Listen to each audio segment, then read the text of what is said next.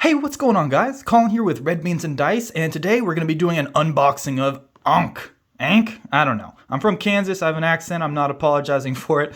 And before I go into this, I just wanted to say thank you so much to DJ from Dragon's Horde. He's in Lawrence, Kansas, down at 11th and Pennsylvania. He gave me this copy to do an unboxing so he could check out what's inside and then have me do a couple playthroughs with my friends and see how I liked it. So thank you so much for the copy. I will be returning it shortly. But anyway, let's check out what is inside. This is going to be a worker placement area control game, which I am a little bit out of my element. I've done a couple worker placement, but the area control, it's just not my thing. I haven't played too many games like that, and it's just something that really doesn't attract me that much. But that's not to say that this could be an amazing game and I'm going to have a fun time playing it. So right off the bat, we have the rule book, and then Simon Games makes this. They have amazing models, and usually the rule books are very good. Awakened Realms is usually the people that kind of struggle with the rule books, and I'd like to give them the benefit of a doubt because they're foreign, but you know what, so is Simon. But anyway, I did do a little bit of glancing at the rule book, and it looks pretty decent. The only thing I had a couple questions about was the combat, which seemed a little bit tricky, but we'll get into that. Here's just some of the models. You're going to be taking over one of these 5 Egyptian gods, and you're going to be getting warriors. You're going to be summoning different, not sure what to call these, but different monsters to help you out. I did like the cat mummy down there. And then I was really intrigued by the camels, but they're actually just going to be used to actually cut off areas and to divide the map into different sections. So you're not actually going to be like having a traveling caravan for trade or anything like that. But the rule book was good. Nothing too crazy, nothing too good, nothing too bad, just average. And yeah, looking good, looking good. Over here, we have some of the scenarios that you're going to be playing. It's going to be as far as I know, 2 to 5 player game. I don't think you can play it solo. Somebody said you could, but I wasn't seeing anything in there that said it was allowing you to do a solo campaign. So, oh, hey, look, right here, 1 player game. So I guess maybe there is, or no, sorry, that's just player 1, player 2, player 3. Okay, Dedoy. Well, anyway, this is just going to give you some of the scenarios that you're going to be playing. It's going to show you how to set up the board, where each player is going to go, and then just a little more details for setup rules. I'll put that right over there. We've got some Simon just wanting your money. Let's get into this and crack open this beautiful board.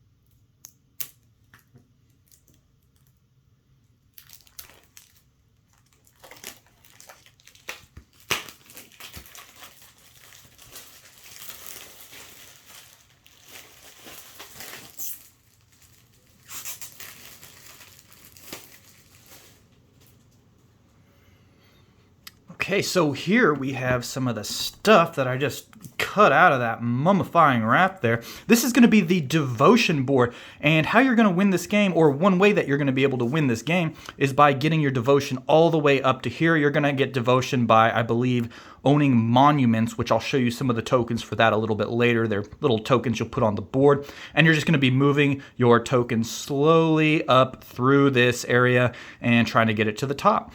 And you're going to have how many ever players, they're each going to have their tokens there. And then one thing I thought was interesting, if you land on the same spot that another token is, you're going to put your token on top of that token, and technically you are in the lead. So there's the devotion board, really cool. Put it to the side. Over here we have, let's see. Okay, yeah, this is going to be your action board. So this is going to be how you navigate through your actions that you're going to be able to do. So you're going to start at the top, and you're going to perform one of these actions and go all the way down, and you're going to have a little standee that is for your god that you pick, and each time you do an action, you're going to move it down. Now, each turn, you're only going to be able to do one action, and you're going to have to go down, down, down. You can always choose to forfeit an action, but you once you do that, you have to go down. So you can't move a figure, then do a gain of followers, then do a summon figure. You have to do it in descending order. So you can move a figure, summon a figure, and then you can skip this, but you have to go all the way down to here. You can't go back up and do this. It's a descending order.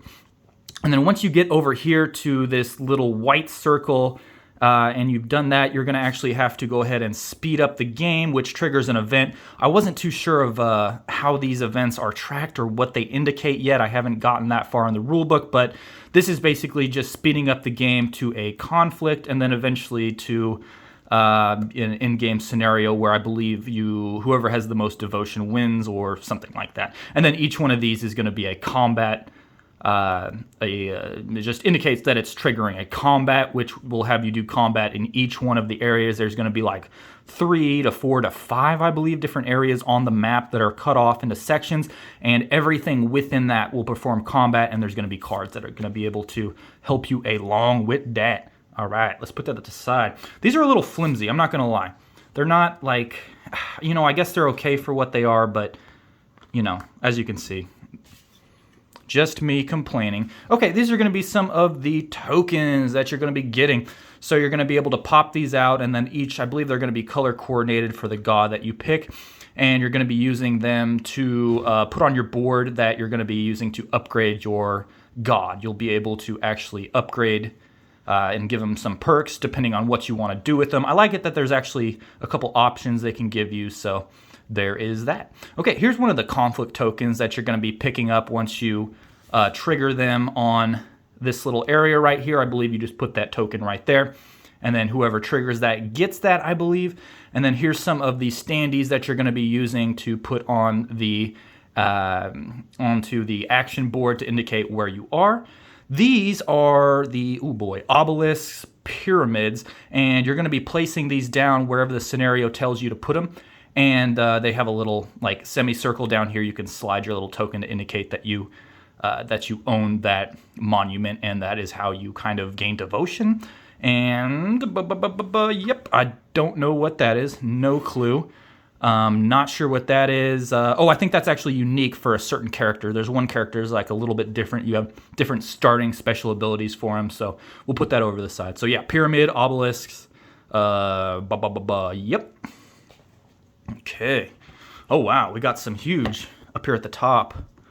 This is actually pretty artwork. I like this. Okay, so just more tokens that I believe maybe you can just plop it down and it indicates a city, or it takes up a space, or there's something special about that. These are the numbers you're going to be putting into sections that indicate which section is, section 1 is going to go first in terms of combat, 2 is going to go second, so on and so forth, which can make a difference.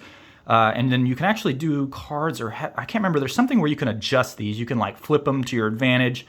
I'm not sure if that's a special character ability or a combat card that you can play. Over here we have, I'm not sure what these are, monuments of some sort.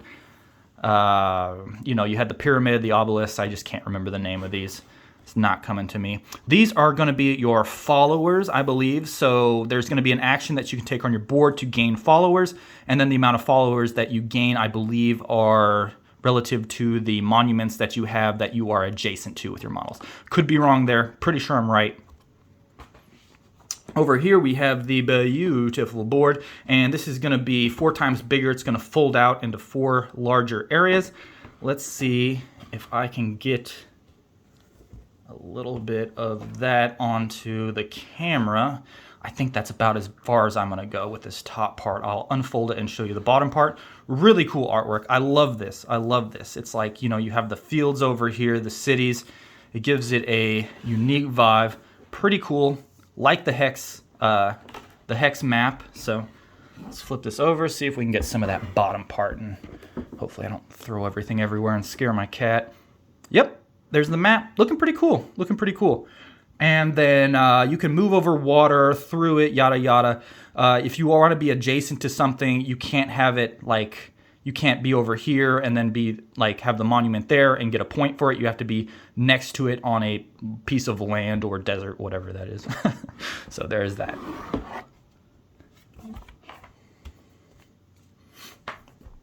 Then over here, it looks like we got a bunch of minis, which CMON is great about their minis. I think that Awaken Realms and Fantasy Flight are the only group of board game companies that can really compete with them. So I'll put that over here.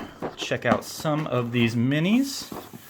Make sure I open this the right way. Okay. Let's see if they got some tape on here that I can fiddle with. Ooh, okay. Holy cow. All right. These look like the warriors, and ooh, I really like that light blue dragon tier there. That's cool. Okay, we just have some standees, a dragon tier that I can't remember. I think it just tracks something. I can't remember what that is 100%. These are going to be standees for some of the monsters that you're, or guardians, whatever they're called, that you're going to be summoning to help you out to gain more devotion points and win in battle. And then as you can see, they have them for each color. You know, once you get one of the gray plastic monsters, you'll just put your base of your color onto it, so on and so forth. Let's check out one of these models from each one. Let's see, I can't remember which god that is. I do remember I'm a huge fan of Anubis, so I remembered that they kind of had the purplish tone, and these are pretty cool looking warriors. I am happy that they did them all differently. They just didn't do the same type and reprint it and just put a different color on it. They did different models for each god, and that makes it kind of unique. I'm really happy about that. Let me see if I can zoom in here just for a second to kind of get a little more detail on that. Okay. Let's see here. Focus, I say. There we go. Hey, look at that. Professional lighting. Okay, put that over there. Oh, okay. Not sure if that's a female warrior, but I'm down. Go get it. Got some bunny ears popping up.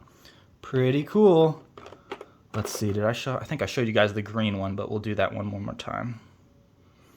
Okay. And then over here, we have some of the camels that I thought were really cool. And you're just going to be taking these and using them to divide the board. You'll put them on each line of the hex and make kind of like a Congo line to divide the board into a different area. And they are just some good old-fashioned camels. So I'll put those right over there. Oh, here we go. Got some candy here. I'm joking. These are the tokens. These are just the tokens that you're going to be using to track your devotion. And, you know, they're color coordinated to indicate the god, and you'll be moving them along. That's really about it. And here we go. All right. Let's check it out. Okay. We have this guy. Oh, wow. These models are absolutely amazing. They're very unique. I haven't seen too many things like this. I almost wish they kind of would have left them gray. The color seems a little tacky, but at the same time, you don't have to paint it. It's ready to go. But still, an amazing model. Look at this. They have followers down at the feet, worshiping. That could be Raw. I don't know. Okay. Very cool models. Really liking these. Over here we have Anubis, my favorite. Look at that. Oh, that is just awesome. I believe he's god of the underworld. Could be wrong there. I was really interested in Egyptian history when I was younger. I loved the chariots. I loved that their war fighting style, the way that they innovated a lot of weapons into their fighting system, and I just, you know, I'm a big fan of it. I think Egyptian culture and history is just absolutely fascinating, so really happy that I could do an unboxing for this game and get a couple playthroughs in. That's a cool model. I love feathers. Feathers are fun. I won't be painting this, but anytime you get a unit with feathers of any sort, it's just that much more fun to paint. Oh, we kind of got a little angry looking goat guy. Okay, those are cool. I like it. Okay, then we're going to go on to some of the monsters that we can summon to help us out. And looks like we have a giant scorpion. That can't be fun. We have I think it was like an Endo Sphinx or something like that. I can't remember the wording exactly, but a monstrous creature that is going to help you out in battle. And I do remember this guy because I am currently painting a Seraphon Age of Sigmar army, and this guy looks like a Crocscore, but I think it's an Apep, which is just looking like a huge dinosaur. So there we go. And these are heavy. That's a freaking heavy model right there. Oh yeah, here we go. Some of my favorites. We have the mummy cats. So meow, that's what I'm talking about, baby. Okay, that's enough of that. Sorry. We have some good old-fashioned classic mummies. Very cool. And then I can't remember exactly what these were called. Just little warriors to help you out. And I think that is it for the monsters, the Guardians, and then there's a couple more things down in here. Looks like we have some of the ANKH powers, and these are going to be, this is going to be your character sheet. So whichever one that you pick, you're going to go ahead and take the character sheet that is the same hero that you want.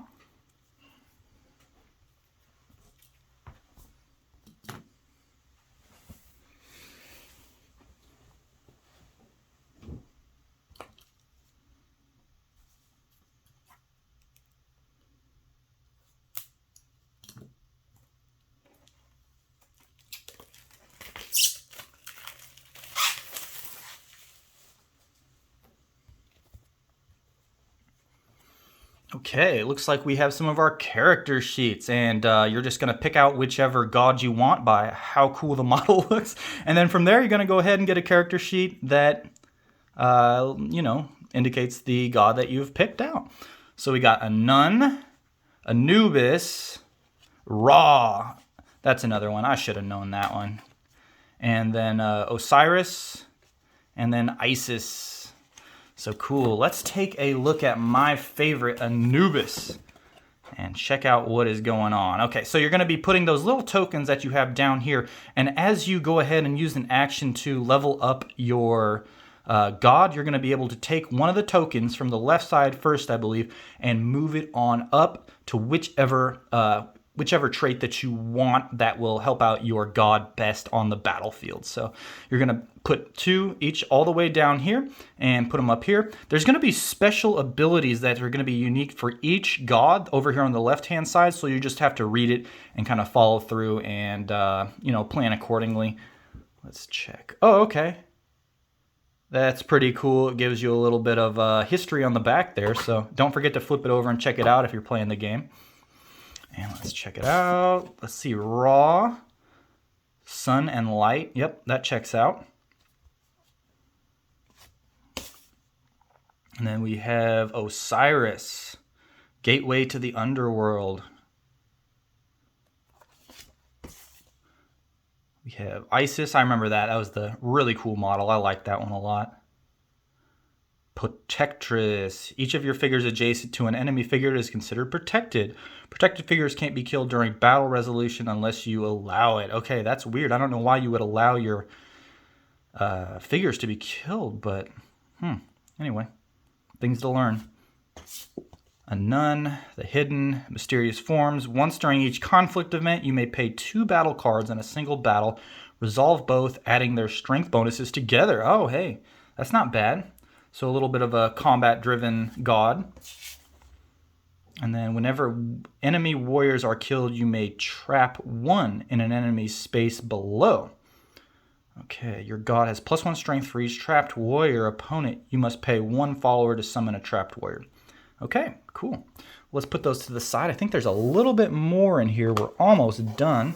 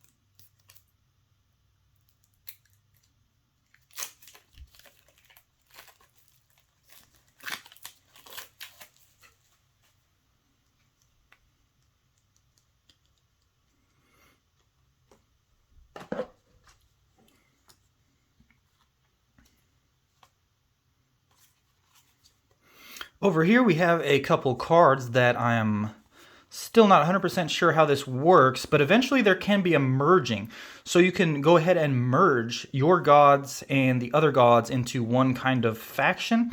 And then if you merge them a certain way or with a certain person, then you're going to go ahead and pick this card out. So if you merge with a moon, you're going to go ahead and grab this. If you merge with Anubis, Ra, so on and so forth, you'll grab these and you'll just follow everything down below. We also have some of these cards that I believe are for some of the warriors you can summon, or the guardians. Yeah, the APEP. We got Mummy, Cat Mummy. Yeah, APEP. I can't believe I remember that word. Giant Scorpion. And then let's check these out. Okay, these are some of the action cards, and there's going to be 5 of them, 1 for each player, and then they're just going to indicate what you can do right down there. What? There we go. And then last but not least, let's check out some of these cards. Okay. I believe there's going to be 7 for each character. 1, 2, 3, 4, 5, 6, 7. Okay. And then each god is going to have their own unique combat cards. And these combat cards are going to be able for you to play them in combat. And eventually you won't get them back until you play this last card here, I believe. At the end of this battle, reclaim all your used battle cards. You'll have to play it. So you kind of got to... I believe this will be like a sacrifice. You know, you may not buff up the battle or anything, but you will get all your cards back. So if you know you're going to lose, you might want to play that card. And then each one of these are just going to give you more strength to win the area. Some of them, after a battle resolution, gain 1 devotion for each of your figures killed during battle. Oh, okay. So you can pull a little switcheroo and just sacrifice them to the lambs. Okay. I'm not exactly sure if these are all 100% unique to the god. Okay, yeah, these look like everybody has the same. Yeah, okay, these are going to be the same cards, just with different backs on them to indicate which god gets them. And you're going to play them. Each character is going to put one down for the battle, and then you flip it over to see what's going on. And then you'll add up your total strength for the battle, and whoever has the highest wins. So there is that. Okay, well, I think that's it for the unboxing of ANKH by Simon Games, Gods of Egypt. Thanks for checking out my video, guys. And if you have any questions about the game, hit me up down in the comments below, and I'll talk to you guys later.